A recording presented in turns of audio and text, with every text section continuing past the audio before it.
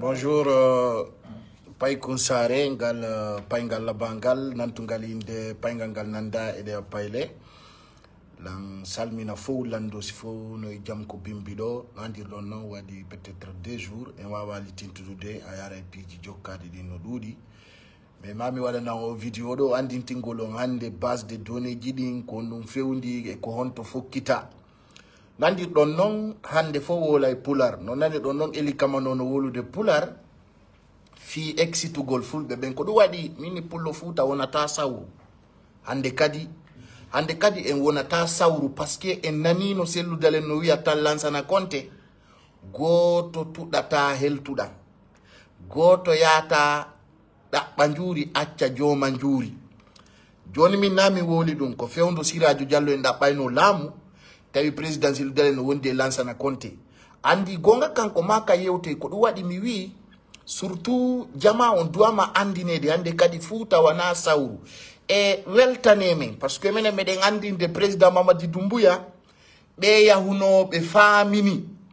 fulbe ben ko gaño makko menen men yahi men andinimo dum ko fenande dum ko yettugol Allah moƴƴa ando me wadi combat noble hari yawo ben fowdo ko indugol fulbe ben yida régiment on ko enen be yeyitayno fiyo be waaw famondirde laamu gum hani kadi be fala wadde on plan kono si Allah jabi dum wawata gasude hari ko enen yeyete hari anana do buyno yaha ka mabbe ton be inna non fulbe be yidama président Mamadi kari yidama kari wima dum e dum me wiande kadi dum lanni parce que hande kadi kala ko be wadi men waday hande kadi goto burata men kalam hay goto personne ko do wadi be wadi prioritaire yo sukabe fulbe ben andu hande prioritaire on ko laamu ngu wana halaka ko laamu ngu le plus important pour le Fouta no wakili yo siddo mum ware yo siddo mum piye yo siddo mum lette yo siddo mum détruise kanyum jodo signino fi fenande Allah wadi e hakkillaji amen menen men jokkata wondo wo hande kadi ko wadi simi yowe pular kelle jokkata fure acca jomba kelle jokkata fure acca jomba kala wedditido hangal batowal do accimo ko hajuma parce qu'il faut que famine da ono ay kansa do sama hare hande meden e nokkeli buy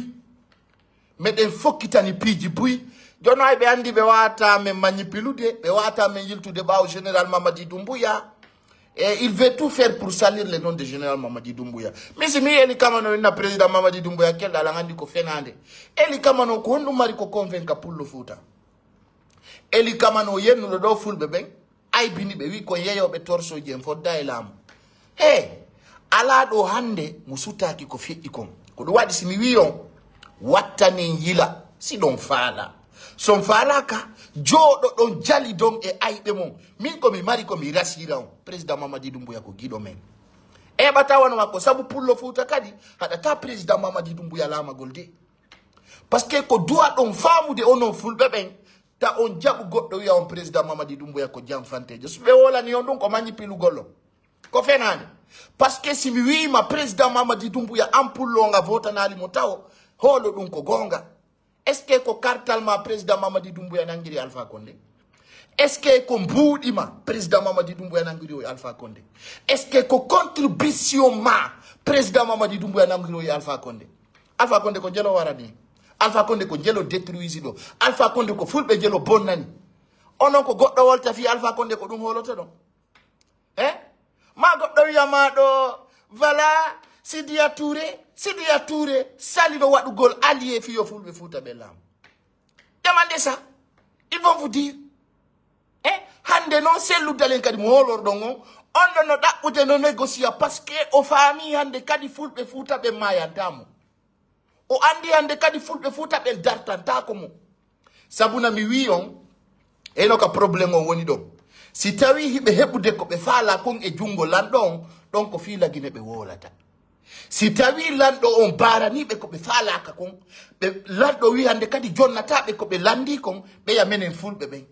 ko do wadi min ni pullo Fouta min nami woni gaño ma ndari to tum o contest mo mi womma wolande do tuma sattani be obe na fulbe ben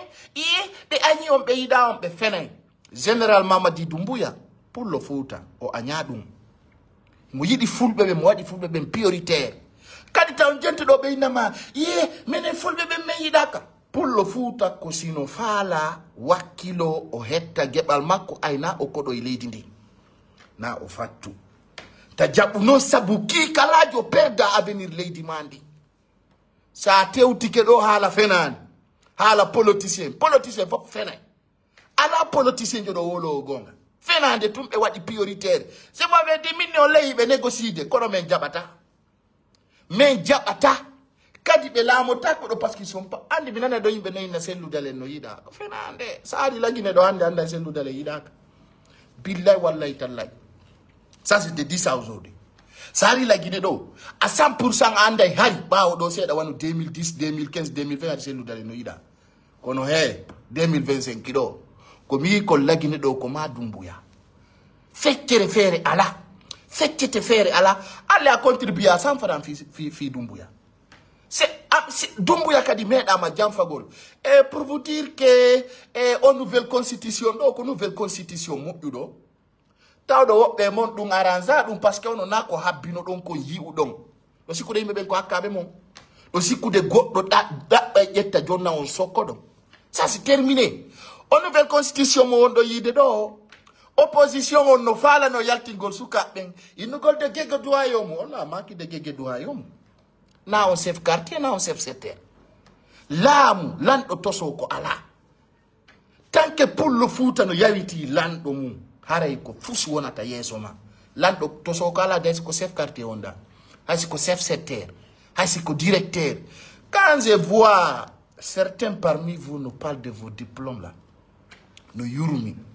parce que on heɓi diplôme onon o ronku fottinde yimɓe ɓen minen ko men besoni lagine hande kadi wana kiikalajo wawɗo a Paul Biya Allah newnani guinéɓe ɓen heɓugol lanɗo marɗo vision lanɗo mo ala inugol ethnie président Mamadi Doumbouya dari ko duwa ɗon andugol kanko ala hakkille ethnie inugol ye oɗo ko pullo ni oɗo ko sosojo ni oɗo ko foresejo ya pas ça c'est lui hay reni o maninka alaka makko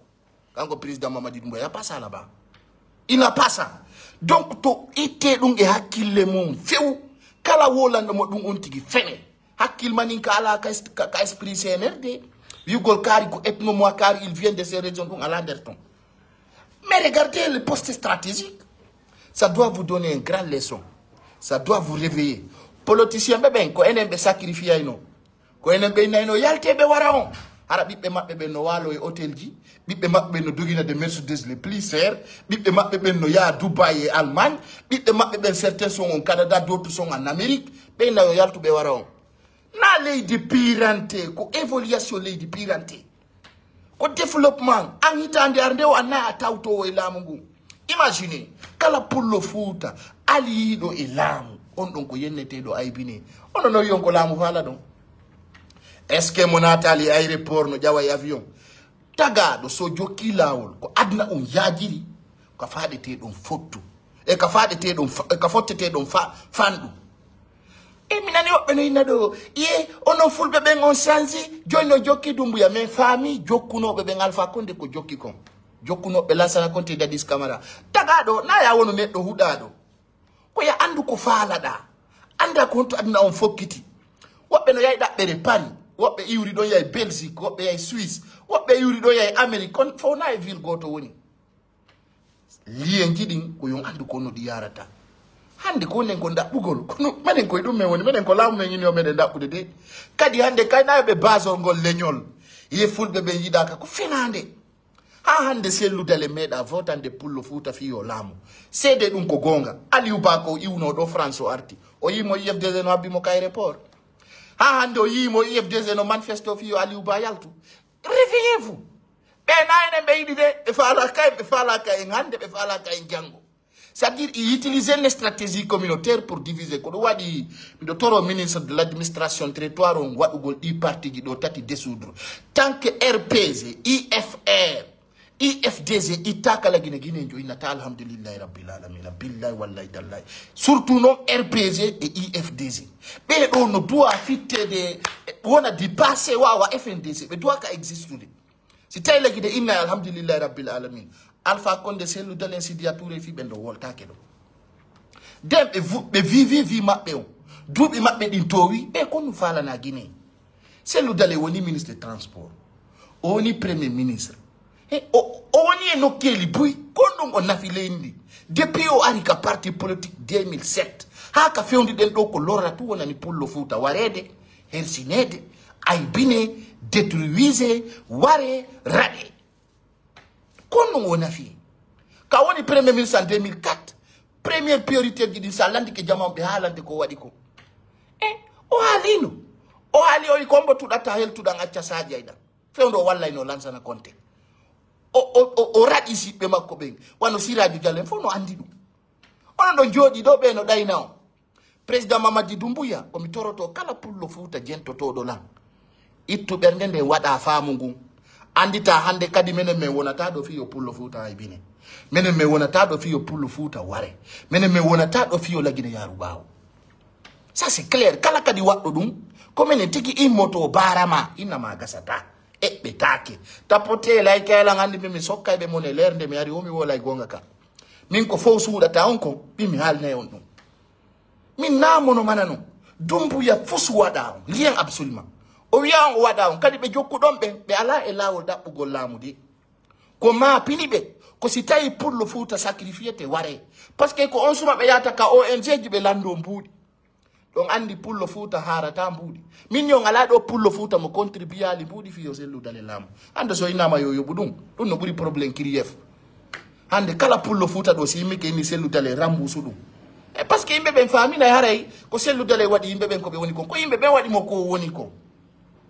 enen pi ko enen wakili ko enen wara hande biddo Cellou Dalein wara kado ha hande biddo cadre jo IFDG wara kado hala nan fédéral jo goto IFDG mo biddo mo wara do goto pet mo anduda depuis 2007 à nos jours ngando ko be yedo comme militant et sympathisant ces gens-là doivent avoir conscience on doit les sensibiliser on doit les dire dum do modjana on dum do modjana on dum do modjana on dum do modjana on hala nan goto fédéral jo goto depuis IFDG créa ko biddo fédéral jo hombo wara do wala nan goto pet be anduda be fuddi Europe Afrique Asie Europe Amérique wala nan inde fédéral jo goto pet wiya tan Cellou Dalein fédéral jo kari biddo mo warana nokkel kari wala nami goto pet wala nami goto be no fanji kino be andi be ko ne wadde ben sikude ko maccume mabbe ben sikude ko hudabe jona andi ko benta ko nge pular si komo jogi hara haju kala bante boni enen komo be ngalla wadi en joji si gamen ari wawi réveil gollon na problème leñol wona do fami problème leñol ala do problème wiugol kari ko kari ala do il faut qu'on tire l'ethnie dans notre pays s'il vous plaît il faut que ça soit clair ça soit dans les stratégies ça soit pour le Fouta anda na menen woni aybe mombe menen non si men ari yewtu goldi gonga jido il faut mettre un plan min ko mi toso ko elamu président Mamadi Doumbouya la fota ko be yata ko gabbu njara min mi fe lata na mi gardi kono président Mamadi Doumbouya mari ko wadira min ko hundu ko ando no buri pinka ko hundu ko ando no buri zarde combat ko hundu ko ando ko dimbay continent min do min mi ala fin kari dem mi fe lata mi pirata kono ma bousla ça va découper parce que menen si me woli jama on jentoto min mo andono andana fan ko do wadi fewndo wonduno de ngari don sikude ko sama kala wona ma hara nous sommes dans les points stratégiques ko tawata wana do anane wobbe no hinna to ateki e on andana fan go yari min do mi wona ta gagno pullo parce que na antagi mi kon pullo na wadi mawbe ambe pullo comme pullo mais je défendra la vérité Cellou Dalein jabu c'est dépassé Cellou Dalein lamta ko do dum don sa adi deftere mi wondire o lamta ko lagine do exemple onon don habbi yo fedde Doumbouya hay Doumbouya fedde Cellou Dalein lamta ko ça soit clair wadu dum ka mentalité ma mets ça dans ton esprit Cellou Dalein dogo do kaso dogi justice leydi mu dogi saria on silami ke men do konno me wonirta adogi saria adogi sokede adogi warede angore ma no wele luttu en ko wonu kulle mais imagine ça anka wonda don imagine mo gollidata on doga lamu doga saria on doga maydende doga prison on abuda on yo lamu on ko do sikude président Mamadi Doumbouya ko fetudo do sikude président Mamadi Doumbouya nda ko fala do sigo de président Mamadi Doumbouya yaha ƴetta pinka fella kanko e sukaɓe makko ha wona ngalamu e goɗɗo jooɗo ɗawiya on demande la justice nana ɗo woɓɓe no yinna ye vous savez ce qu'on n'a pas accepté pour Dadissi on peut pas accepter ça pour Doumbouya kene ko conteste goto ɓe jetti laamu Doumbouya wi wonata candidat ko mene wi comment o wona candidat si boɓe préveni ça nini sa landi que président Mamadi Doumbouya il n'est pas candidat ko menen Guinée yemɓe ɓen wi président Mamadi Doumbouya, il est candidat, so yo wonta candidat warayme. Vous comprenez? Ça c'est clair. Donc nous yo labani, labanama na président Mamadi Doumbouya oui on est candidat comme mene oui ko kanko la mutome. Hein? Il faut que vous acceptez ça. Il faut que acceptez menen comme Guinéen be comme moi. C'est Guinéen be ben oui ko président Mamadi Doumbouya la mutobe. Anga oui yo la muta ko re me den yedi ma kon wawda. Il faut savoir ça, il faut mettre ça dans ta tête. Il faut mettre ça dans ton organe. Il faut savoir que si tu as eu Guinée, oui, président Mamadi Doumbouya, candidat, opposant de moi, on va parce que maintenant, si président Mamadi Doumbouya est présent, on va yataka pale na ora bogoroji. Oui, ayo warume. Maintenant, hande men jeti sacrifice diamen di fap. Men jeti risque di fap. Andi kono buri la mettre des mots. Ko kombiya ta do holla di aniji mon bondi ayo ngala dole. Ça fait rire, ça fait honte, ça c'est déplorable. Enfin, donc, Andi Ngolong, pourquoi pourquoi des Guinéens en France? C'est ça que vous devez demander. Il y a combien de Guinéens en France? Si il doit armer français, posez-vous la question, il y a combien de Guinéens en France? On a donc un map de ton, donyamu de ton, don pepou de ton, don wala de ton et courant, donc vous condamnez pas. Quand on a interdit de Guinée de tar France, les Français bébé yi don do, on lando tako parce qu'on a une armée Guinée woni. Et on famille, ça va aller, c'est bon. On famille. Donc ce que vous devez retenir, soyez donc Français, c'est des formateurs. Parce que Guinée, on a une unité de Woniri. Vous ne connaissez pas ça. Ce n'est pas votre problème. Donc, ce que vous devez retenir ici, unité de Koyotondo Konfo, Haraino Mariko était comme des formations. Il y a un Chinois. Au Burkina Faso, il y a des Russiens qui fait des formations militaires là-bas. Partout. Tant que vous avez fait un armée française à la Guinée. Kala Hollande Modung au Fénin. Ils en doivent se réveiller. Kadi ton watore mo yimbe komobe à ce niveau. On famille, ton watore mo komobe à ce niveau. Donc je vous dirais que soyez des personnes correctes, très indépendantes. Findine oremo to watore mo yimbe fetube. On famille. Donc tant que do wali dum ka oremo inu goldo ko goddo inatando. On a vu une vidéo, c'est des Français qui sont là-bas, c'est faux. Menen kala ko watta do menen andi. On n'a pas de temps pour vous dire que tel fait ça ou tel fait ça. N'écoutez pas ces gens-là parce que c'est des personnes qui ne sont pas dignes, qui cherchent à vous détruire, qui cherchent à vous manipuler, qui cherchent seulement des points pour vous détruire. Tant que nous avons un joke qui est pénal aux oppositions, mais il y a un français, il n'est pas français, il est de Kankan Nabaya. Donc, Biroma Konodo. Ko babe makon ko fi ini fop no rendi dum non donc ti goddo yalti do wala ni on fenande ma inni on kari no jawri ni ma kari no tippori ni jokke dum parce que je vais vous dire ici c'est de se mettre point sur i mettez 20 sur vos tasses donc on a ni comme canera holli konka c'est lu dale meda votande pour le foot si pour le foot ma itani modo kan itti hore ma sadaka mi ko nomi mari ko binama soit sûr de ce que je te dis ici. Soit déterminé et les opérations sont bien. Inch'Allah, on va se retrouver ce soir pour d'autres détails. Que Dieu vous bénisse. Bonne journée. Bye bye.